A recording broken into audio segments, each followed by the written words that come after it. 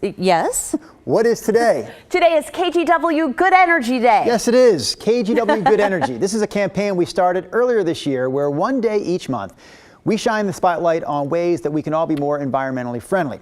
So right now there's an excellent example of good energy on display at the Lincoln City Cultural Center. And that's where you're going to find these giant sculptures, just like the ones behind me. They all represent animals that you might spot along the Oregon coast, and all of them were made from trash that was left behind on the Oregon coast.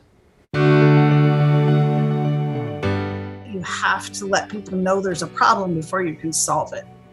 That is Angela Hazeltine Potsi, the founder of the Washed Ashore Traveling Art Exhibit. It's a project she started back in 2010 in Southern Oregon, taking pieces of trash that were found on the beach in Bandon and turning them into pieces of art.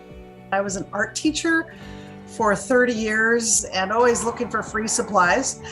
So my mind had always been looking at things in a different way than most, always looking like, oh, what can I turn that into? How can I use that someone's throwing away? Angela's story is a real-life example of trash becoming treasure.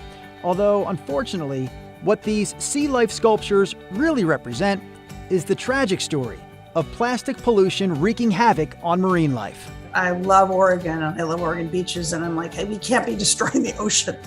I think anyone who has met Angela and who has listened to her speak about her own personal inspiration for this work walks away touched and also inspired to change. Nikki Price is the executive director of the Lincoln City Cultural Center, where right now you can check out 19 pieces from the Washed Ashore collection. And Nikki's also an Oregon Coast resident who knows all too well the problem that inspired this art. I do walk on the beaches, I would say 5 or 6 times a week.